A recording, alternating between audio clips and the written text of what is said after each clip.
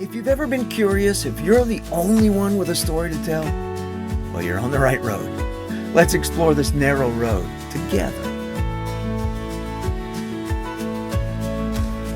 Oh, I wish you could feel this morning. It feels so good. It's at least 10 degrees cooler than it has been. It's been so hot and muggy. So it feels great. We got a lot of cloud cover. And I think we're going to be able to get a ride in before the rains come, which will be great. We're riding today with my friend Nick, who is the president of the Indian Motorcycle Riders Group that I ride with very often. That's why I'm wearing the vest today. Got to have the colors on, you know. Just a riders group, casual guys. We have a lot of fun, a bunch of us. Nick's a great guy. He's a veteran. He used to be a police officer. He's had a lot of adventures. He's been on a bike for longer than I have. So we're going to have a good time today. So we'll talk to Nick. We'll get his story. But first, let's ride.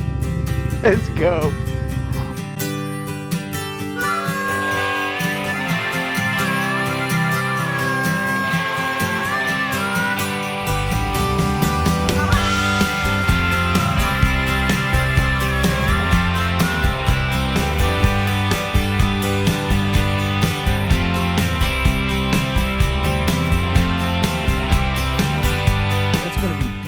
Pork belly later. I might get a shot of that later, but we're waiting on a grill to slowly light. We're off the bikes and we beat storms. Now we're going to settle down, we're going to smoke a cigar, and we're going to ask Nick the question. What's the worst thing you've ever done in your life?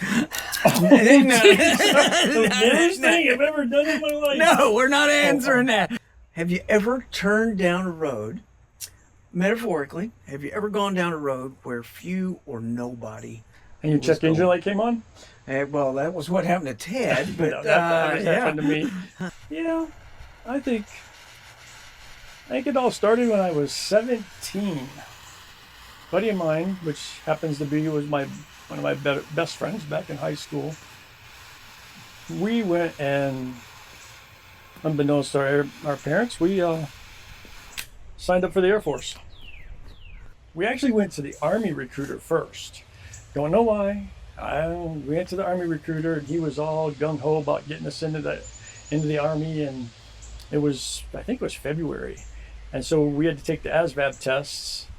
And we'd already talked to the Air Force recruiters too. So we talked to both the Army and the Air Force and we're trying to play it out. But the Army guy the Army recruiter was the one that took us to the ASVAB testing. And on the way over there, he's my brother-in-law now, but at the time he was my best friend. And he's like, yeah, we were talking to the Air Force recruiter too one time. And the guy was like, you did what?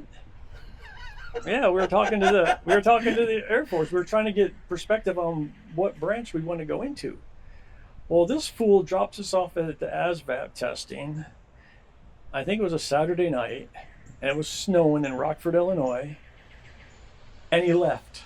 He said, if you want to go in the Air Force so bad, let the Air Force come and get you. I'm like, wow. So we went in and we found... Wow! Did he just not try to get in a bidding war at all? No. So we went, we tested, and we found an Air Force recruiter there that was there with one of his people, and we told him what happened, and he's like, that ain't right. That's not right. He said, I'll try and get a hold of your recruiter. We'll get you home. We'll make sure you guys get home. We're not going to leave you stranded here. So we went in and we took our tests, and obviously we passed the tests and got the scores that we needed to enter the Air Force. And that, I don't remember the recruiter, that was a long time ago. That recruiter got us a ride home and took us home. I mean, and we lived, I don't know, probably 20, 30 minutes from Rockford. I had to go to Air Base Ground Defense, which was at Camp Bullis in Texas. Air Base Ground Defense. We learned how to defend the air base from on the ground in foxholes and patrolling and using a compass and going out and doing all these things. So this is think it was January. I'm headed to North Dakota. And I get up there, and I got this sports car, this Trans Am that I'm driving up from Fargo to Grand Forks, and I'm like, this is horrible. I get to Grand Forks, and they're like... Because there's nothing on the road. No. And then I get to Grand Forks, and I'm like, where's the Air Force Base at? I stopped, and they're like, oh, Air Force Base, you go out to this highway here, and you take a left. Well, how far do I go? Well, you just keep driving, you'll see the base. And if you pass it, you went too far. Because it's right off the highway. Fair enough. And I'm like, okay. It was 13 miles from the town in the middle of a cornfield.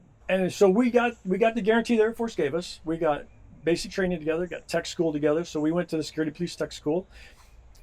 I did an extra course, he didn't. We got the same bases together, but we weren't in the same squadrons. So we didn't work together. Okay. So I was a missile cop and he was an aircraft cop. Okay. So he stood out in the frozen tundra around aircraft. I got to drive in a Bronco in the missile field for my tour up there. So you had a heater. I had a heater for the time that I was out there, and unless we got stuck out there. So Mr. Nick decided it's time to get out of North Dakota. And the only way How long were you there? I was there roughly a year and a half. Okay. So I was at that point where I could get orders out. But the easiest way to get out was to take that worldwide remote. Okay, wait a minute. Hold that thought, because I got to go check the fire so we can put the pork belly. Yeah, it looks like it's smoking pretty good over there. Yeah. That's what that looks like. So we're going to get going here. One more thing to wipe off. And then I want to hear, how in the world did you get out of there? Okay. All right, so your narrow road is... I got stuck in Grand Forks, North Dakota for a year and a half. Well, the turn you took was actually enlisting into the Air Force. Yes, it was. Well, One way to get out of there, worldwide remote. So in the summer of '84, I got orders to Florin Air Base, Belgium. That was my remote. So a brand new base. So I was like, oh, I get to go over to a place that no one's ever been to before. And we were the first ones at this other side of this Belgique base, this Belgium base. yeah. So there was a Belgium Air Force base there, and we just took over the other half. And I went over there, but we stayed in a hotel. We had concierge service, and we had a contact that would tell us where we should go, and I ate all kinds of stuff. Right now, there's a Marine watching this somewhere who's talking crap about the Air Force. You know that, right? And munching on his crayons. We love you. We love you. Yeah, we love you. So nothing eventful happened in Missouri except 3 years. I got married at the time we were dating in high school, so I got married to the high school sweetheart. 3 years there, we had our first child, our only child, my daughter Kelsey. And 6 months later, after she was born, I had orders to Ramstein Air Base, Germany, home of the F-16. You're going back to Europe. Been back to Europe, and this time it was So how long did you spend in Missouri? 3 years. Wow. Yeah. So Belgium for a year? A year. Missouri for 3 years. And then back? And then we were transferred to Germany for 4 years. And it was a unique experience in Germany. I mean, we lived on the economy, so we lived in an apartment, which was above a German family that didn't speak any English. Okay. And I mean, we did that for about a year before we got what they called base housing, which was a 28 family unit. It was 1991 when Desert Shield kicked off. So we were in Germany at the time, and we had an influx of C5, C-141, C-130s all coming in, and had all the equipment for Desert Shield, stuff like that. That was my second experience with aircraft crash. My first aircraft crash. Yeah, aircraft crash. My first experience was during what they called Flugtag 88, which was an air show. Okay. The Italians, I'd watched the show the day before because I had to work the next day, but I watched the show before, and the Italians were flying, and they did this pierced heart. So the planes were flying in a shape of a heart, and another plane comes the other way through the heart. So they're flying one way, the other plane comes through it. The next day, they failed to make that It's really hard. They failed to make that. And the plane that was piercing the heart clipped the plane that he was going under, which clipped into another plane, and they crashed into the crowd of Germans that were on our base to see the air show. Oh. So that experience I had to deal with I had to stand on that crash site for about a week. And it was hard. I mean, talk about it now, it's hard because now it's bringing those memories back up again. Death and the smell of death, the JP8 and burnt grass and burnt cars and burnt people. It was bad. I mean, it was bad. And we were told, time to go back to work. But, it was rough. It was rough. Still deal with it today. Certain smells, certain stuff. I can't go to air shows. I'm totally freaked out about air shows, about planes flying overhead of people, on top of people.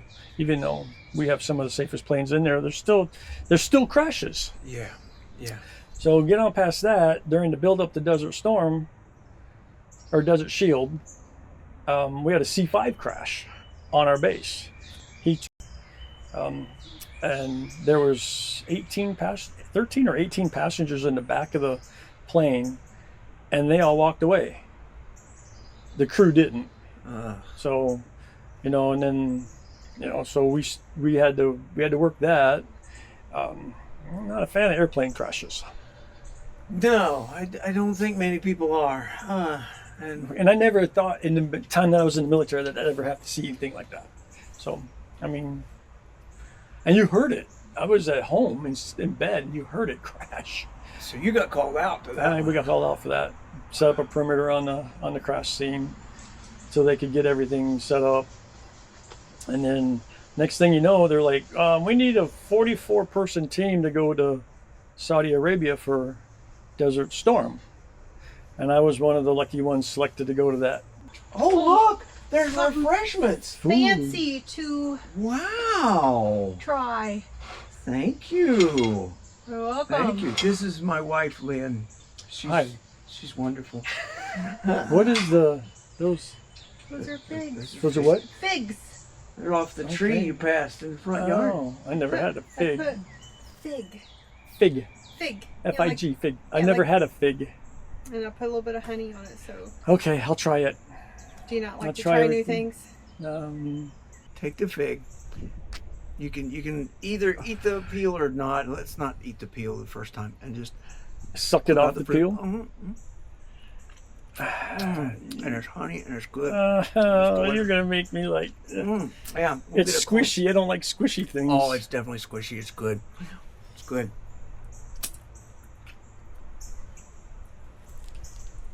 That's a fig. Okay. Put it on the plate. Throw it away. I don't care. I tried a fig for one time. You have tried a fig. What's your opinion of figs? Don't make me do it again.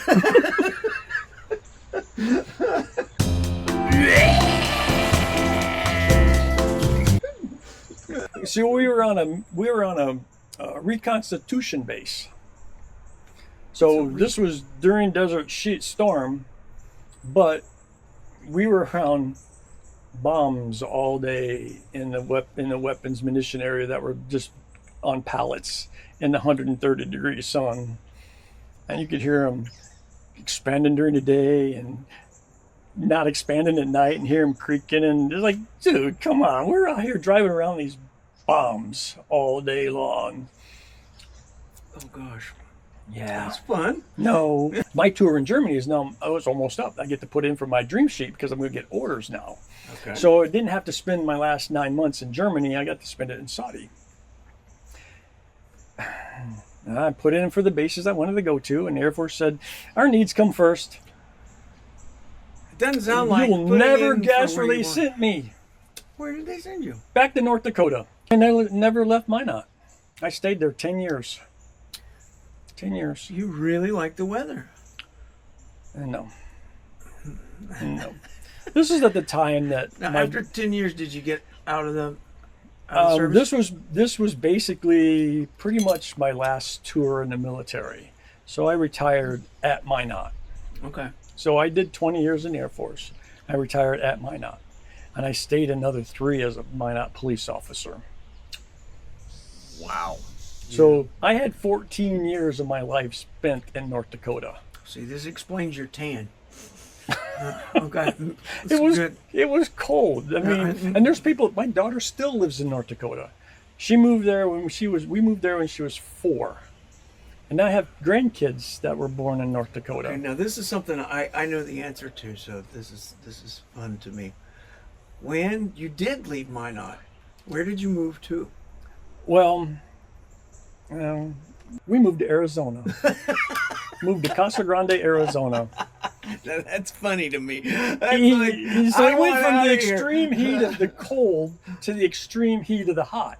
But I was already acclimated to the desert because I spent 9 months in Saudi. See, the Air Force was looking out for you. Yeah. Okay, now let me ask you this. We started that your turn down your narrow road started with I was 18. Seeing a recruiter at 18. And I never went back to Illinois except to visit my parents. Wow. Never went back. So you glad you went down that road? I am. I'm glad I went down that road. And the road takes another turn because, now I'm remarried to my best friend's sister. And he's my brother-in-law now. And that road took us to Georgia, where I eventually met you. See? And we've had a friendship now for about 7 years. That's good. Thank you. Thank you. You're welcome. And thank you for your service. I don't think I've ever thought thank you for that. I don't think I've ever told you anything about my military life. Very little. Some. I knew that my narrow road would take me somewhere that somebody would want to interview me about.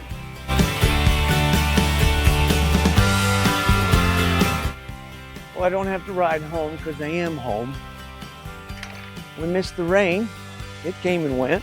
And Nick got home safe and dry, which is great. The pork belly's gone. It was delicious. I'd have got a picture, but that's just mean, isn't it? And here's our fig tree. I've been thinking about that last thing that Nick said, that he never thought his road would take him someplace where somebody would be asking him about his story.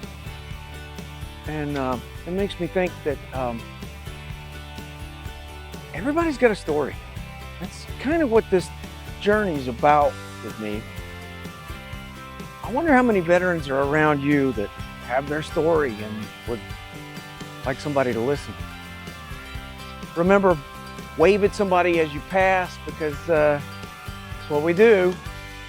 Ride safe out there. Pick some figs if you get a chance.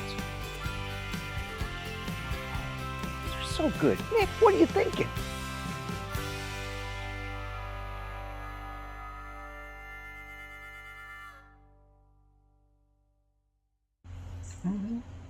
That's good chocolate. Is it better than the figs? Oh, yeah. I'm sorry. You didn't have to answer that fast. I'm sorry. No, the fig was good. The fig was good, but the chocolate... You could have debated in your mind just a little. I did. A millisecond.